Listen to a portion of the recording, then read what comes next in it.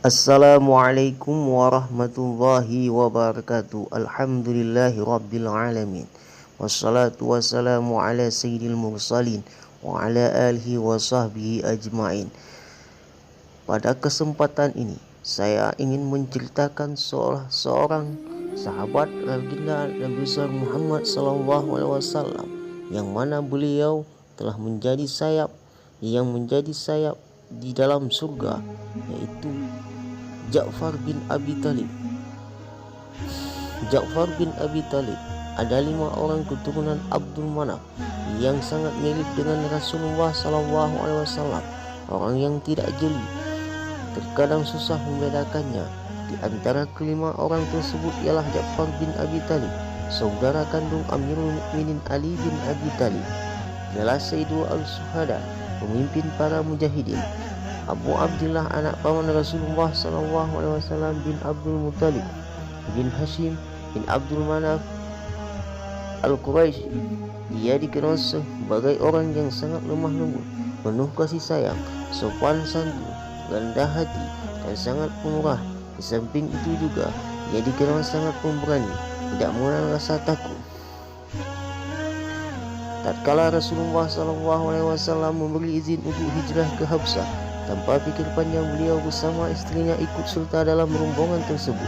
Sungguh hal ini sangat berat bagi Ja'far, karena harus meninggalkan tempat kelahirannya yang ia cintai. Biarpun demikian, berangkatlah rombongan itu yang terdiri dari 83 laki-laki dan 19 wanita menuju Habsyah.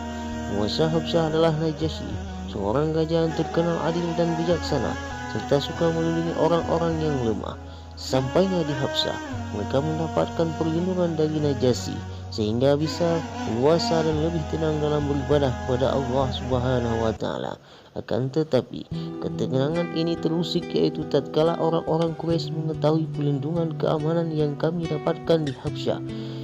Ummu Salamah menceritakan, ketika orang-orang Quraisy mengetahui keadaan kami di Habsyah, mereka tidak ridha dan mengirimkan 2 utusan untuk menemui Najasyi. Mereka adalah Amr bin As dan Abdullah bin Abi Rabi'ah, serta membawa hadiah-hadiah yang mereka berikan kepada para menterinya, dengan maksud agar tujuan serta niat mereka terdapat dukungan. Ketika telah sampai di Habsyah, mereka segera menemui para menterinya serta menyerahkan hadiah tersebut seraya berkata, "Sungguh telah datang di negerimu orang-orang yang bodoh dari kaum kami yang keluar dari agama nenek moyang, serta memecah belah ratusan persatuan. Maka kalau kami bercerita kepada raja, dukunglah kami, karena tokoh-tokoh kaum mereka lebih tahu akan mereka." Maka para menteri itu mengatakan, "Ya, kami akan mendukung kalian berdua." Setelah itu, masuklah mereka berdua menemui Najasyi dengan membawa hadiah yang banyak dan berkata, "Wahai raja, sesungguhnya telah datang di dalam kerajaanmu orang-orang yang rendah dari kaum kami. Mereka datang dengan membawa agama yang tidak pernah kami ketahui atau engkau ketahui.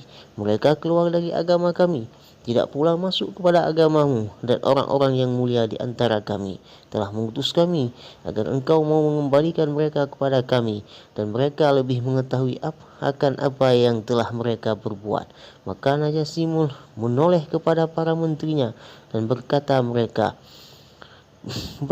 mereka, "Benar wahai raja, sesungguhnya kaum mereka lebih mengetahui tentang mereka." Maka kembalikanlah orang-orang itu kepada mereka. Mendengar hal itu, Raja Najasyi marah. Saya berkata, "Demi Allah, aku tidak akan membalikan mereka kepada kaumnya sampai aku menemui mereka, sehingga aku bisa mengetahui apakah yang telah dikatakan oleh 2 orang ini benar. Kalau memang benar, maka akan aku kembalikan mereka. Akan tetapi kalau tidak, aku akan melindungi dan berbuat baik kepada mereka." Kemudian Raja Najasyi mengutus orang yang memanggil kami. Sebelum berangkat untuk menemuinya, kami berkumpul dan saling mengatakan, "Sesungguhnya Najasyi akan bertanya kepada kalian tentang agama kalian. Maka terangkanlah dengan apa yang telah kalian imani." Dan kami bersepakat mengatakan Ja'far sebagai juru bicaranya. Berangkatlah kami untuk menemuinya. Kami mendapatkan Raja Najasyi tengah duduk di antara para menterinya yang memakai pakaian kebesaran mereka. Kami juga mendapatkan Amr bin As dan Abdullah bin Rabi'ah telah ada di hadapan mereka. Ketika semuanya telah siap, Najasyi menoleh kepada kami dan berkata, "Apakah agama yang kalian peluk?" sehingga kalian meninggalkan agama kaum kalian dan tidak pula kalian masuk ke dalam agamaku atau agama yang lain. Mereka berkatalah Ja'far bin Ali Abi Thalib, wahai raja, kami dahulu adalah orang-orang jahiliyah. Kami menyembah berhala, memakan bangkai, melaksanakan perbuatan keji, memutus silaturahim, berbuat jelek kepada tetangganya, yang kuat menelankan yang lemah, dan kami tetap berada dalam keadaan demikian sampai Allah mengutuskan kepada kami seorang rasul yang kami mengetahui nasabnya, kejujurannya, keamanahannya, dan sangat memelihara diri.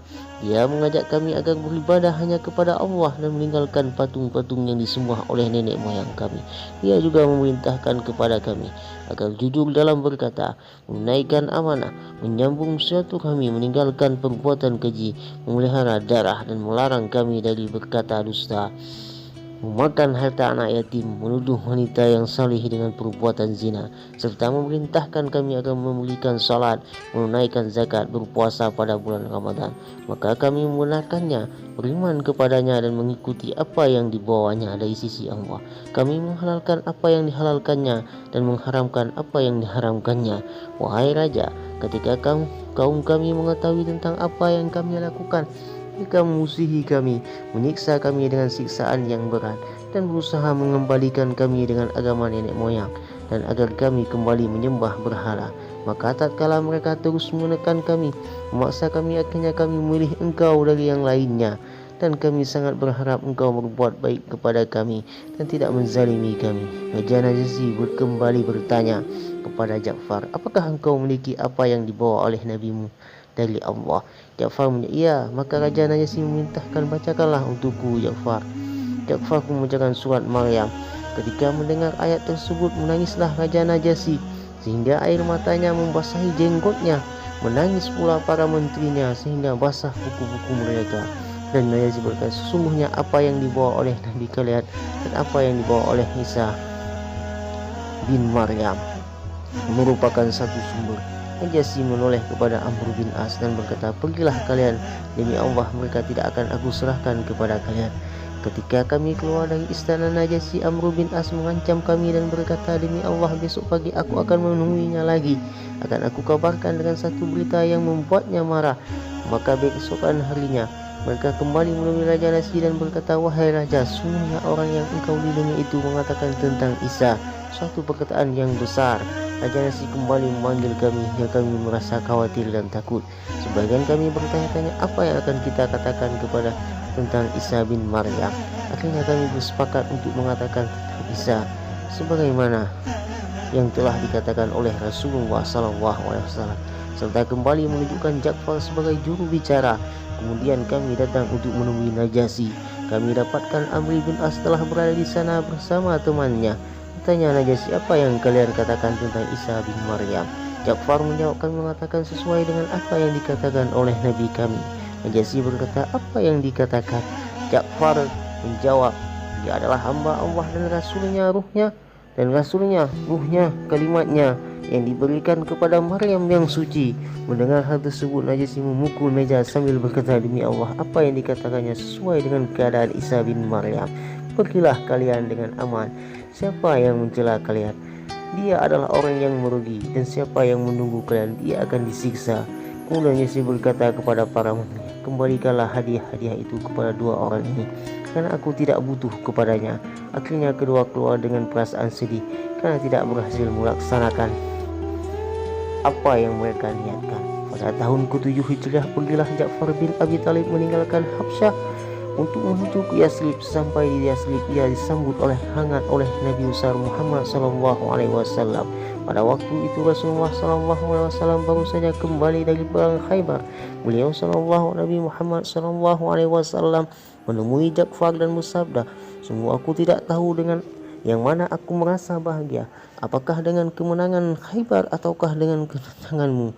Selang beberapa lama ia tinggal di Madinah. Ketika pada awal tahun ke-8 Hijriah, Rasulullah SAW berkehendak ingin mengirimkan pasukan untuk memerangi Romawi. Beliau SAW menunjukkan Zaid bin Harithah sebagai komandan. Beliau bersabda, kalau Zaid terbunuh maka yang menggantikannya ialah Ja'far bin Abi Thalib. Jika ia terbunuh Ja'far bin Abi Thalib, maka yang menggantikannya ialah Abdullah bin Rawaha. Dan jika Abdullah terbunuh, maka biarlah kaum muslimin memilih bagi mereka sendiri. Kemudian beliau memberikan bendera berwarna putih kepada Zaid bin Harithah. Berangkatlah pasukan-pasukan ini ketika telah sampai di daerah Mu'tah. Kaum muslimin mendapatkan orang Romawi telah siap dengan jumlah yang sangat banyak, yaitu 200.000 tentara, merupakan jumlah yang sangat besar. Jumlah begitu besar tidak pernah ditemui oleh kaum muslimin sebelumnya. Sementara jumlah kaum muslimin hanya 3.000 orang. Ketika dua pasukan ini telah berhadapan, peperangan pun mulai berkecambuk hingga Zaid bin Harithah gugur sebagai syahid. Begitu melihat Zaid jatuh tersungkur, bergegas Ja'far melompat dan mengambil bendera dan menyusup ke barisan musuh sambil melantunkan syair. Wahai, alangkah dekatnya surga yang sangat lezat dan dingin minumannya. Romawi yang telah dekat kehancurannya, wajib bagiku menghancurkannya apabila menemuinya. Mulailah ia berputar-putar memporak-porandakan barisan musuh sehingga terputus tangan kanannya. Setelah ia ambil bendera itu dengan tangan kirinya, kemudian terputus pula tangan kiri Ja'far sehingga Ja'far ia gugur sebagai syahid. Setelah itu bendera diambil oleh Abdullah bin Rawaha dan terus mempertahankannya dan akhirnya gugur juga sebagai syahid. Ketika sampai kabar kepada beliau Nabi Muhammad SAW tentang kematian 3 pahlawannya, beliau Nabi SAW sangat sedih. Diriwayatkan bahwa pada tubuh Ja'far terdapat 90 sekian luka yang semuanya terdapat di bagian depan tubuhnya. Kemudian Rasulullah SAW pergi menuju rumah Ja'far Abi Talib.